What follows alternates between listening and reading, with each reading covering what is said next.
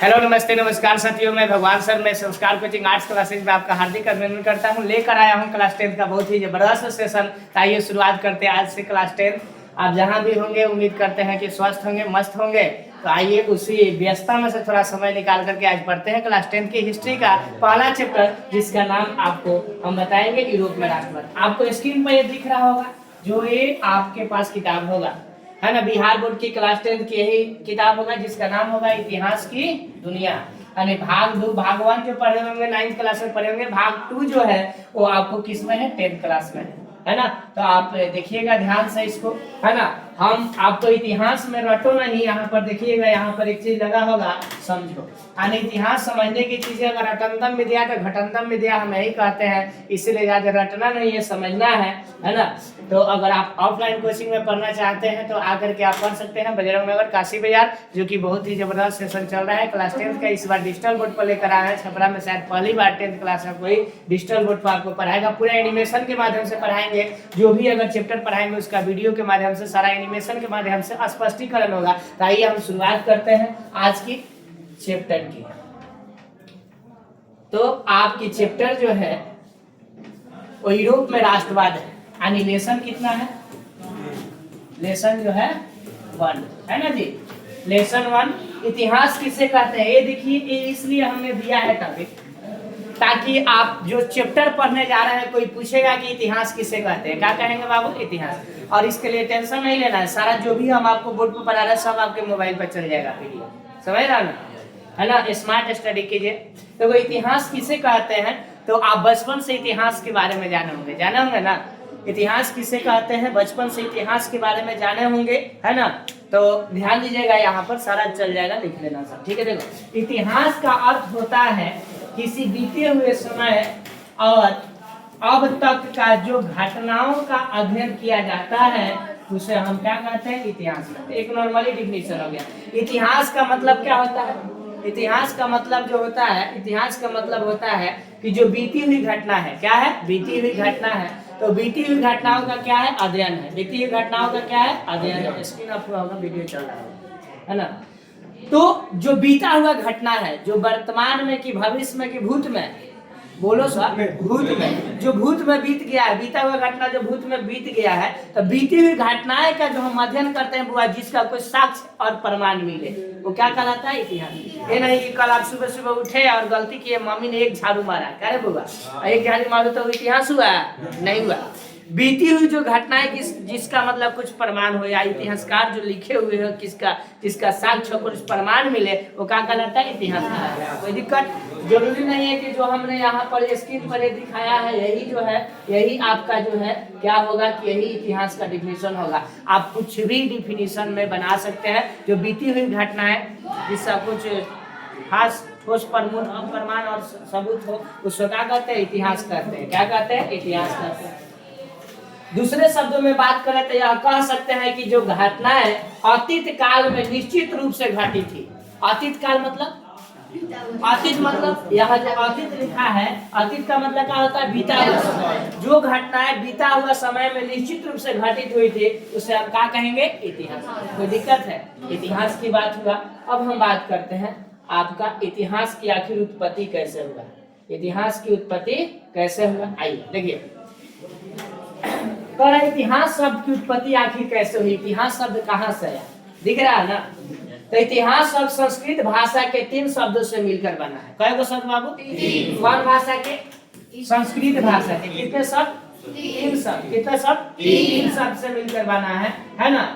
इति ऐसा ही, इति लिखा है, ऐसा ही, नहीं है, ऐसा ही है, निश्चित रूप से, आस्था, तीनों के मिलने से इतिहास शब्द की उत्पत्ति हुई। देखो, इति, इति का मतलब ऐसा ही है, निश्चित रूप से, आस्था, क्या चीज, आस्था, तीनों के मिलने से इतिहास शब्द की उत्पत्ति। इतिहास शब्द की उत्पत्ति ग्रीक शब्द से हुई है। किसे, ग्रीक शब्द से। आगे बढ़ेंगे तो इससे ज्यादातर आपका क्वेश्चन कुछ नहीं आता है, कुछ ज्यादा ही एडवांस है, ठीक है। तो देखो, ये जो आएगा यहाँ से पूछता है, तो इतिहास हिस्टोरिया का चीज, हिस्टोरिया से हुई है, जिसका अर्थ क्या होता है, पूछताछ या शोध होता है। शोध होता है समझते हो ना, शोध यानी रिसर्च, उस पर कुछ खोज, बुझा गया। तो आपके एग्जाम में यही पूछेगा, यही भी आपके 10th में उतना आता नहीं है, 12th वगैरह में आता है, थोड़ा एडवांस पढ़ा रहे हैं, समझ रहे ना, थोड़ा सिलेबस से हट करके, क्योंकि कोई आपसे पूछ सकता है कि इतिहास क्या होता है, तो कहिएगा जो बीती हुई घटनाएं जो है, जिसका अतीत में जो घटनाएं घटित हुआ है, जिसका कुछ ठोस प्रमाण या सबूत होता है, क्या कहलाता है? इतिहास कहलाता है। और इतिहास जो है बाबू कहाँ से बना है? वो हिस्टोरिया से। किसे बना है? हिस्टोरिया। हिस्टोरिया कौन शब्द है बाबू? ग्रीक शब्द है। कौन शब्द है? ग्रीक शब्द है। ग्रीक शब्द से बना हुआ है, ग्रीक शब्द हिस्टोरिया, उससे इतिहास की क्या हुई है? उत्पत्ति हुई। बहुत बुझा गया? कौन शब्द है? ग्रीक शब्द है ना। हिस्टोरिया से, जिसका अर्थ क्या होता है? हिस्टोरिया का अर्थ क्या होता है? जो ये हिस्टोरिया लिखा है ना ये वाला, इसका अर्थ क्या होता है? बोलो। पूछताछ या शोध। शोध मतलब समझते हो ना? शोध मतलब खोज, रिसर्च। कोनो चीज पर नहीं हम रिसर्च करते हैं, आखिर भइल तो कैसे भइल, आओ तो वही वाला। हिस्ट्री शब्द का सबसे पहले प्रयोग ग्रीक लेखक, कौन लेखक? ग्रीक का रहने वाले लेखक, जिसका नाम है हेरोडोटस ने किया। आज देखो, जो सबसे पहले इतिहास शब्द के प्रयोग करेगा वही लोग बाप कहलाएगा। हो, बाप मतलब फादर, फादर मतलब पिता। तो बताओ तो बुआ, इतिहास के बाप किसको कहेंगे? मतलब बाप कहेंगे, फादर। यानी फादर ऑफ हिस्ट्री किसको कहेंगे? याद हो गया? ये कौन सा शब्द का प्रयोग किए थे? ग्रीक शब्द का। कौन शब्द का? ग्रीक शब्द का प्रयोग किए थे, है ना। कौन शब्द का प्रयोग किए थे? ग्रीक शब्द का प्रयोग किए थे। ध्यान दीजिएगा, है ना, जो कि हिस्ट्री शब्द से क्या हुआ है। तो इतिहास के बाबू फादर किसको कहेंगे? हो, हेरोडोटस को। किसको कहेंगे? हेरोडोटस। कोई दिक्कत है? कोई समस्या, तकलीफ है ना? तो हेरोडोटस के बारे में पूछे, हेरोडोटस क्या है? कौन लेखक है? ग्रीक लेखक। कहाँ का रहने वाला? ग्रीक का रहने वाला। ठीक है, इसलिए उसे इतिहास का पिता कहा जाता है। लिखा है ना, फादर ऑफ हिस्ट्री कहा जाता है। किनको कहा जाता है? हेरोडोटस। कोई दिक्कत है? कह रहा है कि इतिहास को 3 भागों में बांटा गया है। कितने कालखंडों में? 3 कालखंडों में बांटा गया है। इस तरीके का कोलन डैश होना चाहिए, फुल स्टॉप नहीं होना चाहिए। आइए देखते हैं 3 भाग कौन सा है। ठीक है, एक 3 भागों में बांटा गया है ना। कई भागों में? 3 भागों में। आप कोलन डैश हो, है ना। प्राचीन काल। कौन काल? प्राचीन काल। प्री हिस्ट्री हो, मध्यकाल और एक आधुनिक काल। ठीक है, काट नहीं काल, टाइपिंग मिस्टेक है ना। देखो, पहला है प्राचीन काल, मतलब एकदम पुराना, आदम के जमाने के बारे में पढ़ेंगे। जाना घर इतिहास का कोई मतलब लिखल हुआ प्रमाण नहीं मिलेगा, है ना। उसके बाद मध्यकाल में मिडाइवल हिस्ट्री पढ़ेंगे, एगो एंशिएंट हिस्ट्री पढ़ेंगे, आधुनिक इतिहास। जैसे अपन जो देश आजाद हुआ था, है ना, 1857 की क्रांति हुई थी, बात समझ रहा ना, वो सब। ये जो अकबर बाबर वगैरह के बारे में पढ़ते हो मध्यकाल में। और ये सब जो है प्राचीन काल में, जो सबसे पहले के पहले जो सिंधु घाटी सभ्यता वगैरह जो भी है ना, उस घड़ी के बारे में पढ़ेंगे, वो सब आ जाएगा, समझ रहा ना। अब आखिर इतिहास हम क्यों पढ़ें? टॉपिक है काहे इतिहास पढ़ने का, आखिर क्यों पढ़ेंगे इतिहास, क्या रीजन है, क्या कारण है ना। यहाँ पर बीते हुए कल को जानने के लिए, जो बीत गया है समय, उसको जानने के लिए हम इतिहास पढ़ेंगे। इतिहास पढ़ना बहुत ही जरूरी है, क्योंकि इतिहास से ही हमें अतीत के बारे में क्या मिलती है? जानकारी। जब तक इतिहास नहीं पढ़ेंगे तो अतीत के बारे में जानेंगे हो। अतीत मतलब क्या होता है? अभी बताए हुए बीते हुए समय। तो बीते हुए समय के बारे में जानने के लिए हमको क्या करना होगा? बीते हुए समय के बारे में जानने के लिए हमको इतिहास को पढ़ना होगा। कोई दिक्कत है? नेक्स्ट देखो, कह रहा है कि तब जाकर वर्तमान में उसे अच्छा काम कर सकते हैं और अच्छा से रह सकते हैं। इसलिए इतिहास पढ़ना बहुत ही क्या है? जरूरी है। का जब इतिहास पढ़ेंगे तभी जाकर वर्तमान में अच्छे तरीका से। अच्छा जी बताओ, पहले जो भी सभ्यता आया खत्म हुआ कि नहीं? सिंधु घाटी सभ्यता आया था, जो सबसे पहले सभ्यता थी, जबरदस्त जगह हम लोग आज रह रहे हैं जबरदस्त तरीका से, मतलब जो घर द्वार बना करके, और ये नाली उली जो है रोड के किनारे देखो इतना जबरदस्त तरीका से है। ये सब पहले ही के लोग करते थे। हम लोग जो अभी कर रहे हैं सब करके छोड़ दिया है, समझ रहे ना, इतना जबरदस्त तरीका से। अभी छापरा में आया था तो हम लोग डूब गए थे, बाढ़ आया था, पानी लग गया था। लेकिन सोच लो घर के नालियां इतना जबरदस्त थी कि कभी वो पानी लगता ही नहीं था। यानी कहने का मतलब अब ये है कि आज से वो लोग कभी हम लोगों से ज्यादा ही डेवलप थे, समझ रहा ना। भले उन लोगों को लोहा का ज्ञान नहीं था, लेकिन बाकी सब तांबा टीन ये सब का ज्ञान था, कांसा वगैरह ब्रॉन्ज वगैरह, समझ रहा। तो आखिर जब हम इतिहास पढ़ते हैं तो हमें पहले के जमाने के लोगों के बारे में क्या होता है पता चलता है, बात समझ रहा ना। तो यही तब जाकर वर्तमान में उसे अच्छा काम हम कर सकते हैं और अच्छा से रह सकते हैं। इसलिए इतिहास पढ़ना बहुत ही क्या है? जरूरी है। कोई दिक्कत है कौन भाई? दिक्कत है, समस्या है, नहीं है ना? आगे बढ़ते हैं। देखिए राष्ट्रवाद, अब यही जैसे आपका चैप्टर शुरू होता है, यही जैसे चैप्टर आपकी क्या होती है, शुरू होती है। कह रहा राष्ट्रवाद क्या है, कुछ नहीं, बस एक बार कहेंगे आपको अपनी मम्मी से प्रेम है, तुमको तुमको सबको है ना, आपको अपने देश से प्रेम है, बस हो गया, कहानी खत्म, पढ़ा दी है। आपको अपने देश से अगर कोई कहेगा, हिंदुस्तान को अगर कहेगा कि झंडा को नीचे दिखाएगा तो उसका तुम गर्दन उतार सकते हो कि नहीं उतार सकते हो? उतार देगा ना, उतारोगे। तुम्हारे अंदर क्या, दिल में क्या भावना है? देश के प्रति लगाव है ना, कि हमारे देश पर अगर तान मान, अगर धन भी लुटा सकते हैं। कहा जाता है ना कि चलती हुई जहाज का नंबर उतार लो, चलती हुई नहीं, उड़ती हुई जहाज का नंबर उतार लो, अगर हमारे देश पर कोई आंख दिखाए तो उसका गर्दन उतार लो।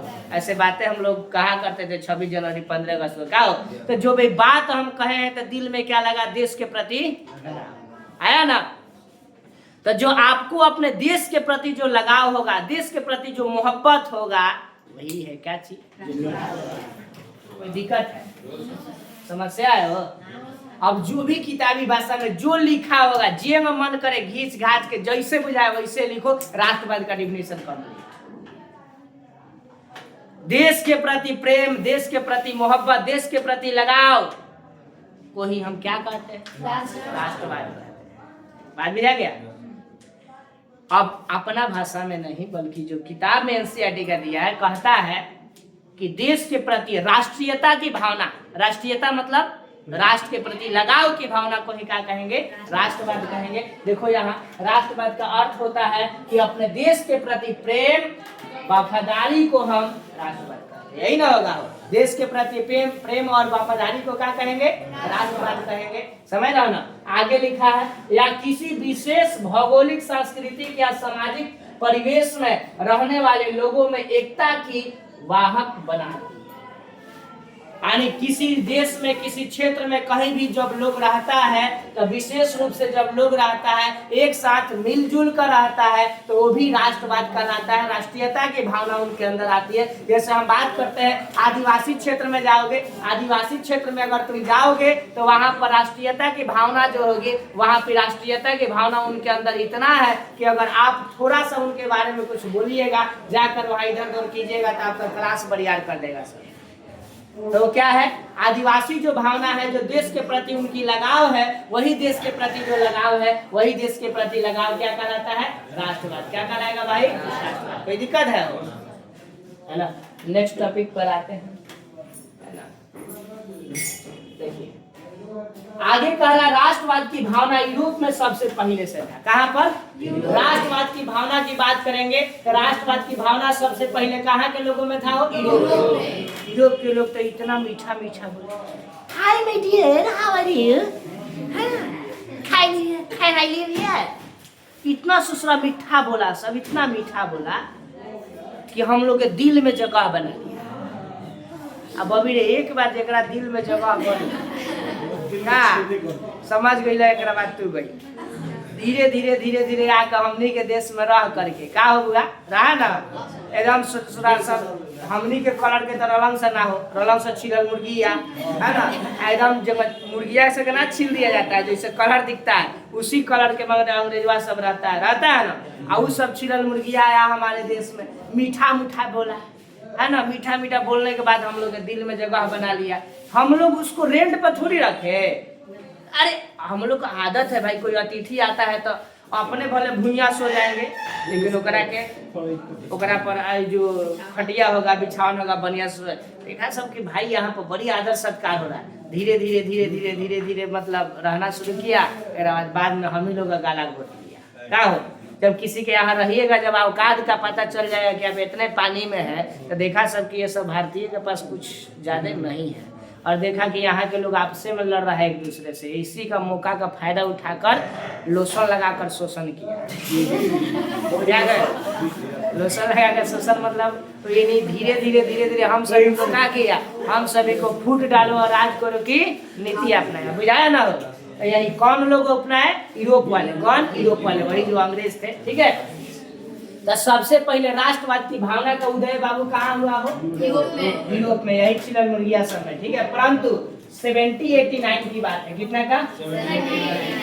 देखो 7, 8, 9 डेट याद हो गए? 7, 8, 9 1789, पहले 7, उसके बाद 8, उसके बाद 9, समझ रहा ना? तो 7, 8, 9 के फ्रांसीसी क्रांति से, कौन क्रांति से? फ्रांसीसी क्रांति जो फ्रांस में हुआ, फ्रांसीसी क्रांति से विशाल रूप से लिया गया है, मतलब बहुत बड़ा माने पर 19वीं शताब्दी में यूरोप में राष्ट्रीयता की भावना फ्रांस के राज, देखो कौन शताब्दी में बाबू? 19वीं शताब्दी। शताब्दी कै साल का होता है? 100 साल का। दशक कै साल का होता है? 10 साल का। जैसे 60 का दशक बोलेंगे तो 60, 61, 62, 63, 64, 65, 66, 67, 68, 69, 10 साल हो गए। यानी 60 से लेकर 69 तक। 70 का दशक बोलेंगे तो 70 से लेकर 79 तक। 80 का दशक बोलेंगे तो 80 से लेकर 89 तक। 90 का दशक बोलेंगे तो 90 से लेकर 99 तक। बुझिंग? If you बुझिंग तो कहीं में बुझिंग, if you not बुझिंग तो कहीं में not बुझिंग, if you not बुझिंग and कहीं में बुझिंग तो I am कैसे बुझिंग कि बुझिंग? I am बुझिंग। ऐसा अंग्रेजी हम बोलते हैं कि समझ लो। अच्छा मान लो अगर हम बोलते कि if you don't understand say don't understand, if you understand say understand, if you don't understand say understand, then how can I understand you understand understand? कितना का बुझाता है? कितना का बुझाता है? हाँ तो थोड़ा सा वो बुझा गया ना। 19वीं शताब्दी में यूरोप में राष्ट्रीयता की भावना का फ्रांस के राज, कौन सा राज? फ्रांस देश है ना वो। फ्रांस के राज में क्रांति और नेपोलियन के आक्रमण के महत्वपूर्ण भूमिका का निभाया था। नेपोलियन आया था और नेपोलियन जो आक्रमण किया था उसका महत्वपूर्ण भूमिका आता है, समझ रहा ना? तो लोग के अंदर राष्ट्रीयता की भावना जागृत हो जाता है। नेक्स्ट आते हैं, यूरोपियन को ही नेपोलियन कहते हैं। आगे देखिएगा, अब नेपोलियन का युग, जब नेपोलियन आएगा तो उसके युग को क्या कहेंगे? Napoleon Bonaparte. नेपोलियन क्या लिखा है? नेपोलियन बोनापार्ट का जन्म 15 अगस्त 1769 में फ्रांस में हुआ था। कहाँ हुआ था वो? फ्रांस। कब हुआ था? 1769 में हुआ था। नेपोलियन ने जर्मनी और इटली राज्यों के भौगोलिक नाम से बाहर कर दिया। कहाँ कर दिया? भौगोलिक नाम से बाहर कर दिया था। उसने वास्तविक एवं राजनीतिक रूपरेखा प्रदान किया। मतलब रियल में रूपरेखा कैसे प्रदान किया जाता है, कौन किया? नेपोलियन। देखो एक बार, नेपोलियन ने जर्मनी और इटली राज्यों के भौगोलिक नाम से बाहर कर दिया, मतलब दोनों को भूगोल के क्षेत्र से क्या किया? हटाया। और उसमें वास्तविक यानी रियलिटी में राजनीतिक रूपरेखा प्रदान किया, मतलब पॉलिटिकल, है ना? और जिसमें इटली और जर्मनी के एकीकरण का मार्ग प्रशस्त हुआ। मतलब इसका मतलब हुआ इटली और जर्मनी का एकीकरण। एकीकरण क्या होता है नहीं पता है, मतलब एकीकरण का होता है मतलब कि दोनों को आपस में क्या करना? मिला देना। बुझे? दोनों को आपस में क्या करना? मिला देना। क्या किया? इटली और जर्मनी का एकीकरण हुआ। इटली और जर्मनी को आपस में क्या किया? धके मिला दिया। बुझे? है ना? तो कौन किया ये काम? नेपोलियन किया। बात समझ में गया? तो आज की सेशन फर्स्ट क्लास का है ना, यही तक रखते हैं। कल हम लोग मिलेंगे सेकेंड क्लास। इतना तक आप याद रख लेंगे, समझ रहे हैं? हम लोगों ने क्या क्या, हम लोगों ने क्या क्या पढ़ा ये आपको एक बार बता देते हैं। यही ना पढ़े? इतिहास सारा नोट्स में है, लिखने की कोई खास नहीं। देखो इतिहास किसे कहते हैं? इतिहास की बात हो गई। इतिहास के बाप कौन है वो बोलो? समझ रहा ना? इतिहास शब्द आया ग्रीक शब्द से आया ना, जो कि यहाँ पर अभी हम आपको बताए थे, है ना? इसके बाद देखिए इतिहास आखिर क्यों पढ़ते हैं? ताकि इतिहास पढ़ने से हम अतीत के बारे में जान सके, यही ना पढ़े? और हिस्टोरी, इतिहास जो शब्द है हिस्टोरिया शब्द से इसका उत्पत्ति हुई है, जिसका मतलब होता है पूछताछ या शोध होता है, यही ना होता है? हेरोडोटस को इतिहास का क्या कहा जाता है? फादर कहा जाता है। पर इतिहास को कई भागों में बांटा गया है? 3 भागों में। एगो सबसे पुराना, एगो बीच वाला, एगो वर्तमान वाला। क्या हो? तो पुराना वाला को प्राचीन काल, बीच वाला को मध्यकाल और अभी वाला को आधुनिक काल। कोई दिक्कत भैया? अब इतिहास आखिर क्यों पढ़ते हैं? इसलिए पढ़ते हैं ताकि इतिहास को जान सके, यही ना पढ़े हैं। आगे हम लोग पढ़े हैं राष्ट्रवाद, देश के प्रति लगाव, देश के प्रति प्रेम, देश के प्रति वफादारी की भावना को क्या कहते हैं? राष्ट्रवाद कहते हैं। राष्ट्रवाद की भावना सबसे पहले कहाँ के लोगों में आया? यूरोप के लोगों में। समझ रहा है ना? यूरोप वाला बड़ी मीठा मीठा बोलता है सब, है ना। और 1789 में फ्रांसीसी क्रांति हुआ था। पूछेगा कब हुआ था फ्रांसीसी क्रांति? तो 1789 में बताया है विशाल रूप से, है ना। और 19वीं शताब्दी में यूरोपीय में राष्ट्रीयता की भावना फ्रांस के राज क्रांति और नेपोलियन के आक्रमण का महत्वपूर्ण भूमिका निभाता है। नेपोलियन युग आएगा, जो नेपोलियन के समय के काल को क्या कहते हैं? नेपोलियन का काल कहते हैं, जो हमने ये पढ़ा है ना। इसके बाद हम आपको ये सारे चीज बताए हैं। इसमें जर्मनी के एकीकरण का। दूसरी तरफ नेपोलियन के नीतियों के कारण फ्रांस व यूरोप में के विरुद्ध जो है देशभक्ति के विमोक्ष की, ये नहीं ना बताए थे, बताया, यही तक बताया। फिर हम लोग आगे देखो इसी तरीके का हम लोग को आगे पढ़ना है। ये सारा चीज टॉपिक दिया हुआ है एकदम जबरदस्त तरीका से, देख रहा ना, सारा चीज है जो कि पूरे 45 पेज का है। कितना? 45 पेज का केवल पहला चैप्टर है, देख रहा ना। इसके बाद इटली का एकीकरण होगा, सारा एकदम HD क्वालिटी में आपको दिखेगा। तो अगर चैनल पर आप नए हैं तो शेयर और सब्सक्राइब कीजिएगा और कमेंट कीजिएगा। धन्यवाद। जय हिंद, जय भारत। आपका दिन शुभ और मंगल।